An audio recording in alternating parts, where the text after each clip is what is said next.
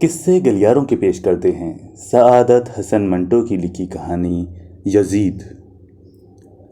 सन 47 के हंगामे आए और गुजर गए, बिल्कुल उसी तरह जिस तरह मौसम में खिलाफे मामूल चंद दिन खराब आएं और चले जाएं। ऐसा नहीं कि करीम दादा मौला की मर्जी समझकर खामोश बैठा रहा। उसने उस तूफान का मर्दाना वार मुकाबला किया था। मुखालिफ कुव्वतों के साथ वो कई बार भिड़ा था, शिकस्त देने के लिए नहीं, सिर्फ मुकाबला करने के लिए। उसको मालूम था कि दुश्मनों की ताकत बहुत ज़्यादा है, मगर हथियार डाल देना वो अपनी ही नहीं, हर मर्द की तौहीन समझता था। सच पूछिए तो उसके मुत्तलिक ये सिर्फ दूसरों का ख्याल था, उनका जिन्होंने उसे वहशी नुमा इंसानों से बड़ी जाबाजी से लड़ते देखा था। वरना अगर करीम दादा से इस बारे में पूछा जाता कि मुखालिफ कुव्वतों के मुकाबले में हथियार डालना क्या वो अपनी या मर्द की तौहीन समझता है, तो वो यकीनन सोच में पड़ जाता, जैसे आपने उससे हिसाब का कोई बहुत ही मुश्किल सवाल कर दिया है। करीम दादा जमा तफरीक और जरब तकसीम से बिल्कुल बेनियाज था। सन 47 के हंगामे आए और गुजर गए। लोगों ने बैठकर हिसाब लगाना शुरू किया कि कितना जानी नुकसान हुआ, कितना माली। मगर करीम दादा इससे बिल्कुल अलग थलग रहा। उसको सिर्फ इतना मालूम था कि उसका बाप रहीम दादा इस जंग में काम आया है। उसकी लाश खुद करीम दादा ने अपने कंधों पर उठाई थी और एक कुएं के पास गड़ा खोदकर दफनाई थी। गांव में और भी कई वारदातें हुई थीं। सैकड़ों जवान और बूढ़े कत्ल हुए थे, कई लड़कियां गायब हो गई थीं, कुछ बहुत ही जालिमाना तरीके पर बेआबरू हुई थीं। जिसके भी ये जख्म आए थे, रोता था अपने फूटे नसीबों पर और दुश्मनों की बेरहमी पर। मगर करीम दादा की आंख से एक आंसू भी न निकला। अपने बाप रहीम दादा की सहजोरी पर उसे नाज था। जब वो 25-30 बर्छियों और कुल्हाड़ियों से मुसल्लह बलवाइयों का मुकाबला करते करते निडाल होकर गिर पड़ा था और करीम दादा को उसकी मौत की खबर मिली थी, तो उसकी रूह को मुखातिब करके सिर्फ इतना कहा था, यार तुमने ये ठीक न किया। मैंने तुमसे कहा था कि एक हथियार अपने पास ज़रूर रखा करो। और उसने रहीम दादा की लाश उठाकर कुएं के पास गड़ा खोदकर दफना दी थी और उसके पास खड़े होकर फातिहा के तौर पर सिर्फ ये चंद अल्फाज कहे थे, गुनाह सवाब का हिसाब खुदा जानता है, अच्छा तुझे बहिश्त नसीब हो। रहीम दादा जो न सिर्फ उसका बाप था बल्कि एक बहुत बड़ा दोस्त भी था, बलवाइयों ने बड़ी बेदर्दी से कत्ल किया था। लोग जब उसकी अफसोसनाक मौत का जिक्र करते थे तो कातिलों को बड़ी गालियां देते थे, मगर करीम दादा हमेशा खामोश रहता था। उसकी कई खड़ी फसलें तबाह हुई थीं, 2 मकान जलकर राख हो गए थे, मगर उसने अपने इन नुकसानों का कभी हिसाब नहीं लगाया था।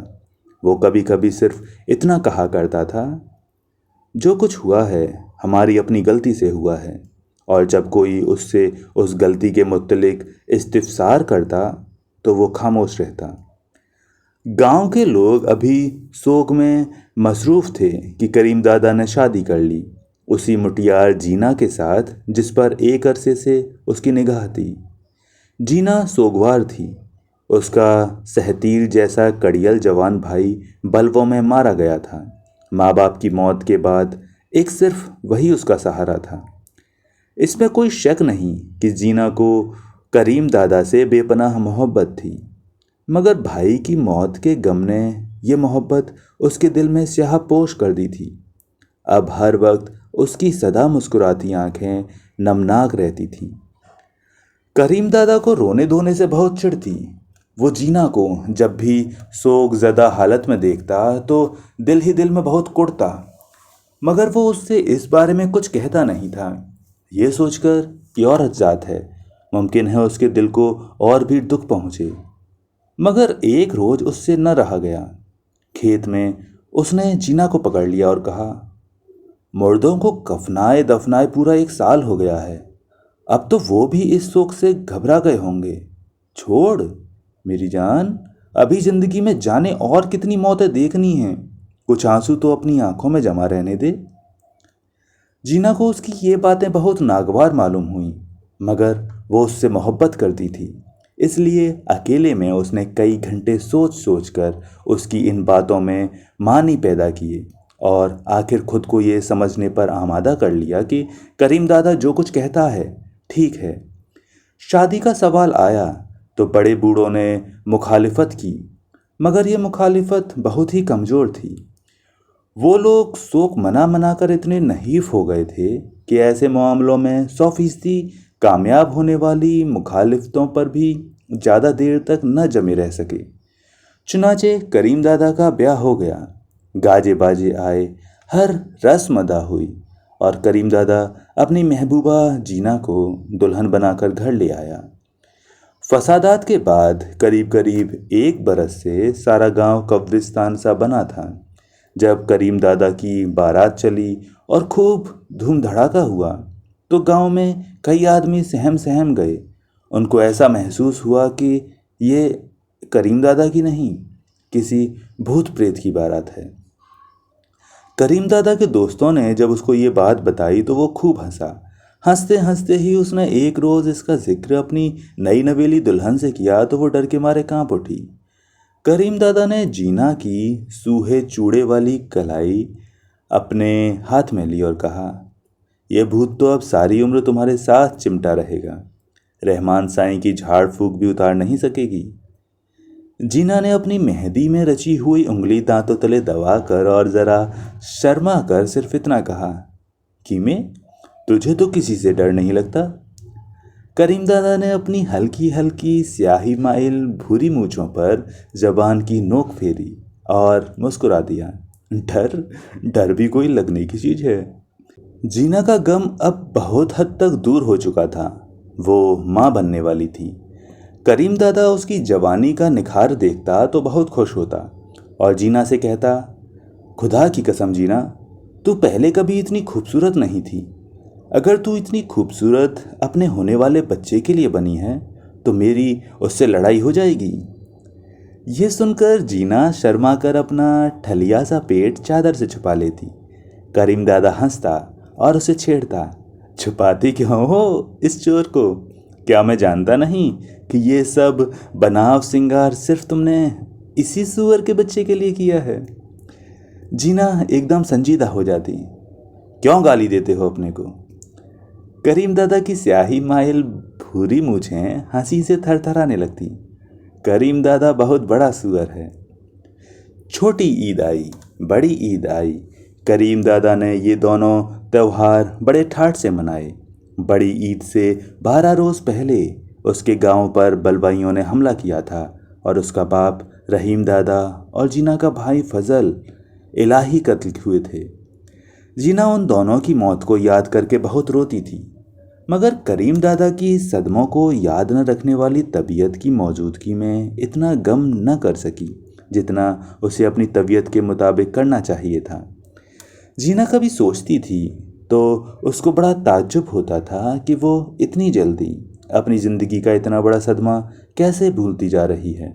माँ बाप की मौत उसको कतन याद नहीं थी। फजल इलाही उससे 6 साल बड़ा था। वही उसका बाप था, वही उसकी माँ और वही उसका भाई। जीना अच्छी तरह जानती थी कि सिर्फ उसी की खातिर उसने शादी नहीं की और ये तो सारे गांव को मालूम था कि जीना ही की इस्मत बचाने के लिए उसने अपनी जान दी थी। उसकी मौत जीना की ज़िंदगी का यकीनन बहुत ही बड़ा हादसा थी। एक कयामत थी जो बड़ी ईद से ठीक 12 रोज़ पहले उस पर यकायक टूट पड़ी थी।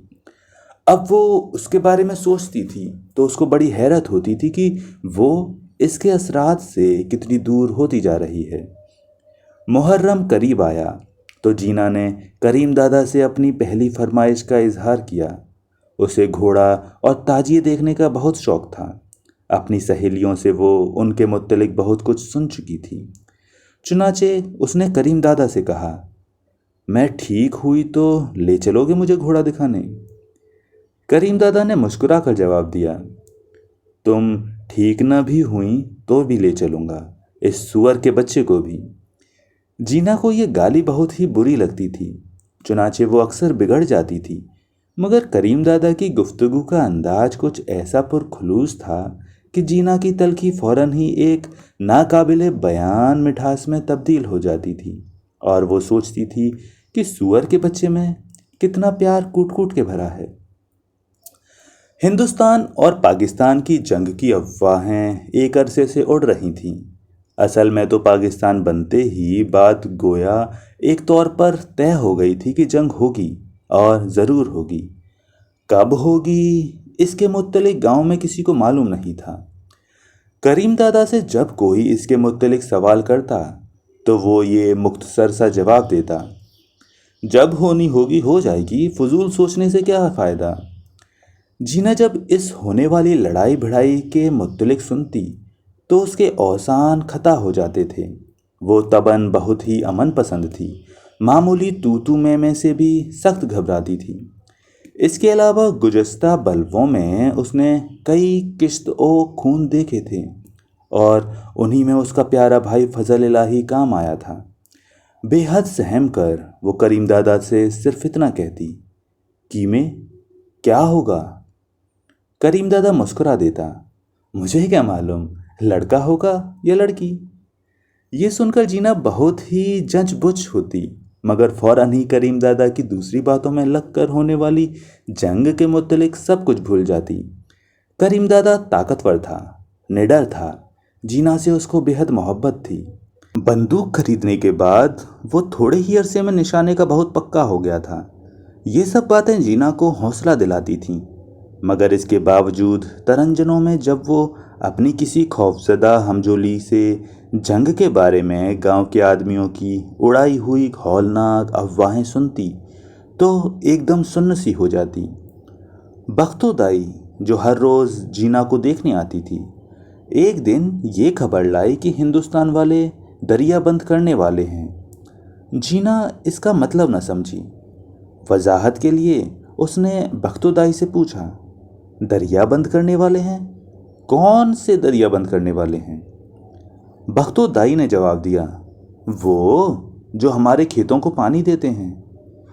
जीना ने कुछ देर सोचा और हंस कर कहा, मौसी तुम भी क्या पागलों की सी बातें करती हो। दरिया कौन बंद कर सकता है, वो भी कोई मोरियां हैं। बख्तो ने जीना के पेट पर हौले हौले मालिश करते हुए कहा, बीबी मुझे मालूम नहीं, जो कुछ मैंने सुना तुम्हें बता दिया। ये बात अब तो अखबारों में भी आ गई है। कौन सी बात? जीना को यकीन नहीं आता था। बख्तो ने अपने झुर्रियों वाले हाथों से जीना का पेट टटोलते हुए कहा, यही दरिया बंद करने वाली। फिर उसने जीना के पेट पर उसकी कमीज खींची और उठकर बड़े माहिराना अंदाज में कहा, अल्लाह खैर रखे तो बच्चा आज से पूरे 10 रोज के बाद हो जाना चाहिए। करीम दादा घर आया तो सबसे पहले जीना ने उससे दरियाओं के मुतल्लिक पूछा। उसने पहले बात टालनी चाहिए, पर जब जीना ने कई बार अपना सवाल दोहराया तो करीम दादा ने कहा, हाँ कुछ ऐसा ही सुना है। जीना ने पूछा, क्या? यही कि हिंदुस्तान वाले हमारे दरिया बंद कर देंगे। क्यों? करीम दादा ने जवाब दिया कि हमारी फसलें तबाह हो जाएं। ये सुनकर जीना को यकीन हो गया कि दरिया बंद किए जा सकते हैं। चुनाचे निहायत बेचारगी के आलम में उसने सिर्फ इतना कहा, कितने जालिम हैं ये लोग। करीम दादा इस दफ़ा कुछ देर के बाद मुस्कुराया। हटाओ उसको, ये बताओ मौसी बख्तो आई थीं? जीना ने बेदिली से जवाब दिया, आई थीं। क्या कहती थीं? कहती थी आज से पूरे 10 रोज के बाद बच्चा हो जाएगा। करीम दादा ने जोर का नारा लगाया, जिंदाबाद। जीना ने उसे पसंद न किया और बड़बड़ाई, तुम्हें खुशी सूझती है? जाने यहाँ कैसी करबला आने वाली है। करीम दादा चौपाल चला गया। वहाँ करीब करीब सब मर्द जमा थे। चौधरी नत्थू को घेरे उससे दरिया बंद करने वाली खबर के मुतल्लिक बातें पूछ रहे थे। कोई पंडित नेहरू को पेट भर के गालियां दे रहा था, कोई बद्दुआएं मांग रहा था, कोई ये मानने ही से यकसर मुनकिर था कि दरियाओं का रुख बदला जा सकता है। कुछ ऐसे भी थे जिनका ये ख्याल था कि जो कुछ होने वाला है वो हमारे गुनाहों की सज़ा है। उसे टालने के लिए सबसे बेहतर तरीका यही है कि मिलकर मस्जिद में दुआ मांगी जाए। करीम दादा एक कोने में खामोश बैठा सुनता रहा। हिंदुस्तान वालों को गालियां देने में चौधरी नत्थू सबसे पेश पेश था। करीम दादा कुछ इस तरह बार बार अपनी नशिस्त बदल रहा था जैसे उसे बहुत कोफ्त हो रही है। सब यकजबान होकर ये कह रहे थे कि दरिया बंद करना बहुत ही ओछा हथियार है, इंतहाई कमीनापन है, जलालत है, अजीम तरीन जुल्म है, बदतरीन गुनाह है, यजीदपन है। करीम दादा 2-3 मरतबा इस तरह खांसा जैसे वो कुछ कहने के लिए खुद को तैयार कर रहा है। चौधरी नत्थू के मुंह से जब एक और लहर मोटी मोटी गालियों की उठी तो करीम दादा चीख पड़ा, गाली न दे चौधरी किसी को। माँ की एक बहुत बड़ी गाली चौधरी नत्थू के हलक में फंसी की फंसी रह गई। उसने पलटकर एक अजीब अंदाज से करीम दादा की तरफ देखा जो सर पर अपना साफा ठीक कर रहा था। क्या कहा? करीम दादा ने आहिस्ता मगर मजबूत आवाज में कहा, मैंने कहा गाली न दे किसी को। हलक में फंसी हुई माँ की गाली बड़े जोर से बाहर निकालकर चौधरी नत्थू ने बड़े तीखे लहजे में करीम दादा से कहा, किसी को? क्या लगते हैं वो तुम्हारे? इसके बाद वो चौपाल में जमाशुदा आदमियों से मुखातिब हुआ, सुना सुना तुम लोगों ने? कहता है गाली न दो किसी को, पूछो इससे वो क्या लगते हैं इसके। करीम दादा ने बड़े तहम्मुल से जवाब दिया, मेरे क्या लगते हैं? मेरे दुश्मन लगते हैं। चौधरी के हलक से फटा फटा सा कह कहा बुलंद हुआ, इस कदर जोर से कि उसकी मूंछों के बाल बिखर गए। सुना तुम लोगों ने? दुश्मन लगते हैं और दुश्मन को प्यार करना चाहिए, क्यों बरखुरदार? करीम दादा ने बड़े बरखुदाना अंदाज में जवाब दिया, नहीं चौधरी, मैं ये नहीं कहता कि प्यार करना चाहिए, मैंने सिर्फ ये कहा है कि गाली नहीं देनी चाहिए। करीम दादा के साथ ही उसका लंगोटिया दोस्त मीरा बख्श बैठा था। उसने पूछा, क्यों?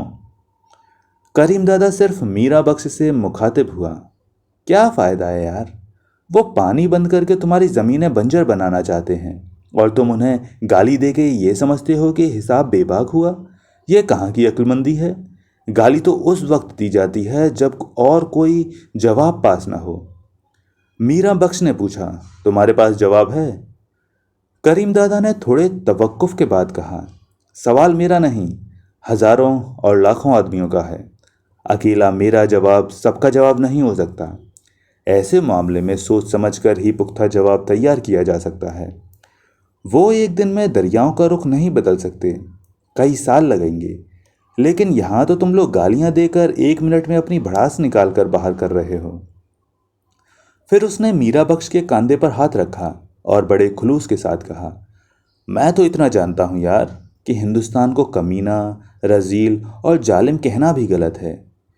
मीरा बख्श के बजाय चौधरी नत्थू चिल्लाया, लो और सुनो। करीम दादा मीरा बख्श ही से मुखातिब हुआ, दुश्मन से मेरे भाई रहमो करम की तवक्को न रखना बेवकूफ़ी है। लड़ाई शुरू और यह रोना रोया जाए कि दुश्मन बड़े बोर की राइफलें इस्तेमाल कर रहा है। हम छोटे बम गिराते हैं, वो बड़ा गिराता है। तो अपने ईमान से कहो, ये शिकायत भी कोई शिकायत है? छोटा चाकू भी मारने के लिए इस्तेमाल होता है और बड़ा चाकू भी। क्या मैं झूठ कहता हूँ? मीरा बख्श की बजाय चौधरी नत्थू ने सोचना शुरू किया, मगर फौरन ही झुंझला गया। लेकिन सवाल ये है कि वो पानी बंद कर रहे हैं और हमें भूखा और प्यासा मारना चाहते हैं। करीम दादा ने मीरा बख्श के कंधे से अपना हाथ अलहदा किया और चौधरी नत्थू से मुखातिब हुआ, चौधरी, जब किसी को दुश्मन कह दिया तो फिर ये गिला कैसा कि वो हमें भूखा प्यासा मारना चाहता है। वो तुम्हें भूखा प्यासा नहीं मारेगा, तुम्हारी हरी भरी ज़मीनें वीरान और बंजर नहीं बनाएगा। तो क्या वो तुम्हारे लिए पुलाव की देंगे और शरबत के मटके यहाँ भेजेंगे? तुम्हारी सैर तफरीह के लिए यहाँ बाग बगीचे लगाएगा? चौधरी नत्थू भन्ना गया, ये तू क्या बकवास कर रहा है?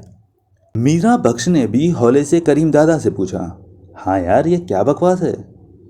बकवास नहीं है मीरा बख्श। करीम दादा ने समझाने के अंदाज में मीरा बख्श से कहा, तू जरा सोच तो सही कि लड़ाई में दोनों फरीक एक दूसरे को पछाड़ने के लिए क्या कुछ नहीं करते। पहलवान जब लंगर लंगोट कस के अखाड़े में उतर आए तो उसे हर दाव इस्तेमाल करने का हक होता है। मीरा बख्श ने अपना घुटा हुआ सर हिलाया। ये तो ठीक है। करीम दादा मुस्कुराया। तो फिर दरिया बंद करना भी ठीक है। हमारे लिए ये जुल्म है मगर उनके लिए रवा है। रवा क्या है? जब तेरी जीभ प्यास के मारे लटक कर जमीन तक आ जाएगी तो फिर मैं पूछूंगा कि जुल्म रवा है या ना रवा। जब तेरे बाल बच्चे अनाज के एक एक दाने को तरसेंगे तो फिर यही कहना कि दरिया बंद करना बिल्कुल ठीक था। करीम दादा ने अपने ठोस होठों पर जबान फेरी और कहा, मैं जब भी कहूँगा चौधरी। तुम ये क्यों भूल जाते हो कि सिर्फ वो हमारा दुश्मन है, क्या हम उसके दुश्मन नहीं? अगर हमारे इख्तियार में होता तो हमने भी उसका दाना पानी बंद कर दिया होता, लेकिन अब कि वो कर सकता है और करने वाला है तो हम ज़रूर इसका कोई तोड़ सोचेंगे। बेकार गालियां देने से क्या फ़ायदा होता है? दुश्मन तुम्हारे लिए दूध की नहरें जारी नहीं करेगा चौधरी नत्थू। उससे अगर हो सकेगा तो वो तुम्हारे पानी की हर बूंद में जहर मिला देगा। तुम उसे जुल्म कहोगे, वहशियानापन कहोगे, इसलिए कि मारने का ये तरीका तुम्हें पसंद नहीं। अजीब सी बात है कि लड़ाई शुरू करने से पहले दुश्मन से निकाह की सी सारी शर्तें बंधवाई जाएं। उससे कहा जाए कि देखो, मुझे भूखा प्यासा ना मारना, बंदूक से, और वो भी इतने बोर की बंदूक से। अलबत्ता तुम मुझे शौक से हलाक कर सकते हो। असल बकवास तो ये है, ज़रा ठंडे दिल से सोचो। चौधरी नत्थू झुंझलाहट की आखिरी हद तक पहुंच गया। बर्फ लाके रख मेरे सिर पर। ये भी मैं ही लाऊं? ये कहकर करीम दादा हंसा। मीरा बख्श के कंधे पर थपकी देकर उठा और चौपाल से चला गया। घर की ट्योरी में दाखिल हो ही रहा था कि अंदर से बख्तोदाई बाहर निकली। करीम दादा को देखकर उसके होठों पर पोपली मुस्कुराहट पैदा हुई। मुबारक हो कीमे, चांद सा बेटा हुआ है। अब कोई अच्छा सा नाम सोच उसका। नाम? करीम दादा ने एक लहजे के लिए सोचा। यजीद। यजीद। बख्तोदाई का मुंह हैरत से खुला का खुला रह गया।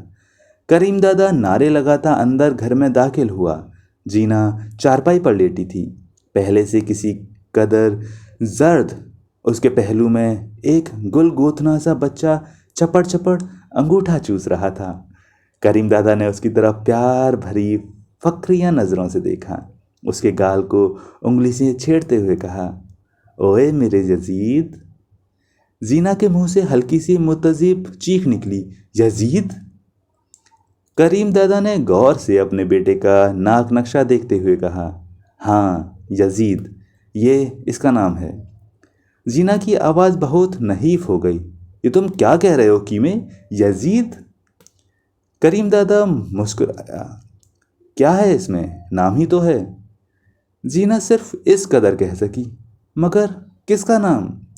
करीम दादा ने संजीदगी से जवाब दिया, ज़रूरी नहीं कि ये भी वही यजीद हो।